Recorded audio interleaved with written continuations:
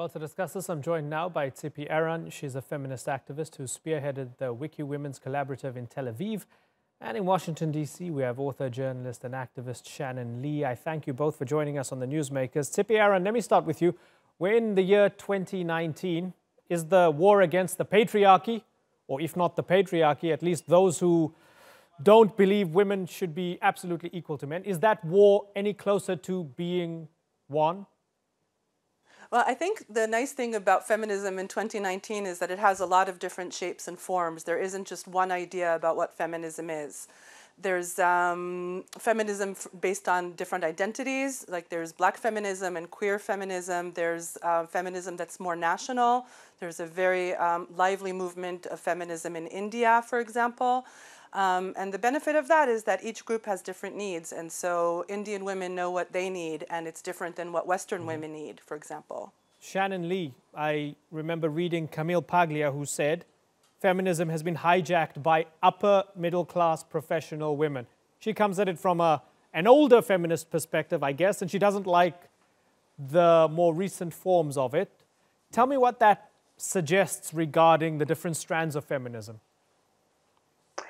Oh, goodness. I don't know that I would agree, but I would say that it just suggests kind of maybe even a lack of awareness, because there's definitely a need for feminism to be more intersectional, which I think is the big push right now. And there's absolutely no reason why there cannot be feminists that identify with the whole overall concept of feminism and can center their experiences and kind of address the issues that pertain to them. Shannon, the big thing over the past I guess 12 to 18 months has been the Me Too movement. What has it done for feminism? Oh, I think it kind of speaks to a larger issue, of course. It gave us the hashtag really gave us a scope of how bad the problem is with sexual violence, and it allowed a lot of survivors to connect, which, you know, Tarana Burke, the founder of the Me Too movement, has been very vocal about that being the purpose, less than targeting men. But she's also said that she created the movement to center the experience of those who are more disproportionately affected, and primarily Black girls and Black women. And so I think some of the purpose and the vision of that movement has been lost. But I don't think it has anything to do with the commercialization of feminism itself. Right. Tsipi, when we talk about Me Too, for some men, a bunch of them could be called incels, I guess. That's what they call them on the internet. Some of them, you know, members of the alt-right and so on. They feel aggrieved. They feel very defensive about this. When they look at Me Too and they come across feminism, particularly in its digital forms, they feel attacked. They feel as if feminism just means male bashing. To what do you attribute that? Well, I think that especially incels, which are an extreme version of this, but I think to a large extent it applies to lots of men, that men grow up in patriarchy with a sense of entitlement. That's what patriarchy basically means. There are a lot of things, like we're trained to view women and women's bodies as something that men are supposed to have access to. And that's in commercials, in porn, even just in romantic comedies and on television, and definitely in commercials. So this idea of withholding what some people feel like they have a right to is very, very upsetting to them, especially incels are people who are men who are celibate not by choice. In other words, they're the ones who feel like they're not getting what they deserve to begin with, and then they're told that they don't actually even deserve it. That's very threatening to them. Yeah, they can't get laid and they're angry, right? So, Shannon, I want to kind of I want to look at this. I want to look at this politically as well, Shannon, because within the United States, there are a lot of women who support President Trump, and by extension, they say they're supporting traditional values. I remember Kellyanne Conway, in her position as a spokesperson for Trump, saying that feminism is male bashing, feminism is anti-male at a conservative conference. Tell me what that means for you and the battle you're having within the US when you come across that type of opinion and that type of almost ideological position from other women. Right. I think that, honestly, I think that it's a lot of noise. I think that those women are really in the minority. And when you've seen people like Trump come into office, I think the bigger and the larger point was that white women tend to vote, along the lines of where their husbands vote, and that really is something that needs to be re-examined. But I don't think that as a whole that they are majority, racist, and that they kind of identify with those ideologies. But I think that we need to kind of reel it back. And now that we kind of understand the scope of everything that's going on, and we understand that there have been protections that have gone away, that we've allowed things like the Violence Against Women Act to expire, and that is something that provides funding to social service agencies and to programs that help survivors of domestic violence. And the fact that we can't get the Equal Rights Amendment Act passed that is going to give us, equal leverage in employment and things like that. So I think it's time to go back and kind of re-examine politically how these things have impacted us, particularly since Trump got in office. But it's up to us to do the work and be educated. Right. Tsipi, as we introduce this segment, we've seen images on our wall of the suffragette movement, of trailblazers over the past 100 years or so.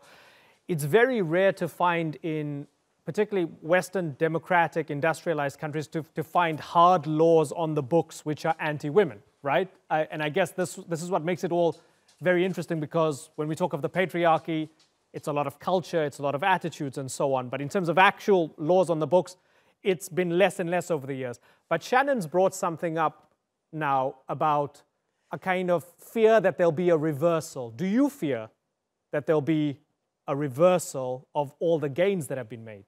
I think that whenever there's a movement that threatens the existing order, that it's inevitable that there's backlash. And I think that we see it with the Me Too movement, for example, that the minute it became so viral and so endemic that people started objecting to it. And I think that that's normal, and I think that backlash is actually a sign that we're succeeding. It doesn't mean that it doesn't present challenges to us, but I think that backlash means we're succeeding. The place where nobody even cares that women are activists or looking for more rights is where we have to worry, because it means that the women there don't have power. Shannon, what's been the greatest success in modern feminism, in your opinion?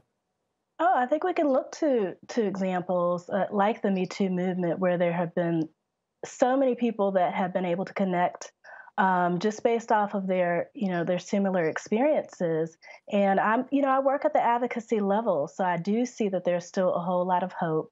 There's still a lot of work that is being done, and there's work that was done before Me Too went viral, and the same activists are continuing to do their work. And they're pulling in younger generations that are able to leverage social media and these different types of things. So I think that there is a lot of unity that has come out of this, and that's the only way that we're going to be able to move forward. And our goal, I think, right now is to understand, like I said, some of the politics that go into this, why it's important to us, how it impacts our communities, and also understand that there's a lot of work that went into making Me Too viral, that there was a lot of work that was done by activists stemming from, even before slavery was abolished, because people had to be, they were forced to be activists because they had no protections, So this predates even the abolishment of slavery. There were Black activists that were actively doing this work, and we're going to continue to do this work. But now people know what we're doing, and there's, like I said, there's an opportunity for us to do more because there's that visibility. Tsipi, very finally, how can men be better allies of women without resorting to as a father of daughters, I'm outraged at this thing that happened and so on, some of the traditional things that men say, or getting outraged at Bill Cosby and so on, right? Well, how can men be better allies?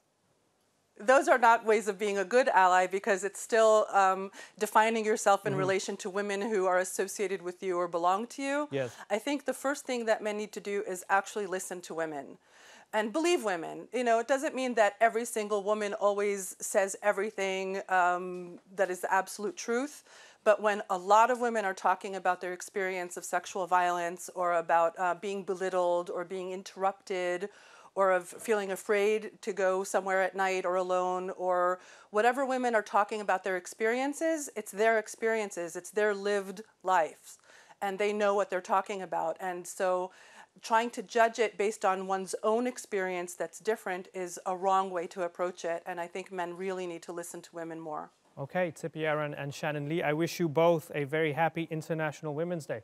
Thanks for joining us. Thank you.